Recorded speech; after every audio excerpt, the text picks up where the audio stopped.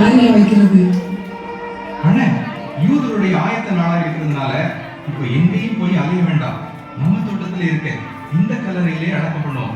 இதுவரைக்கும் யாரையும் இதுல அடக்கம் பண்ணல. சரி வாங்கப்பா, அடக்கம்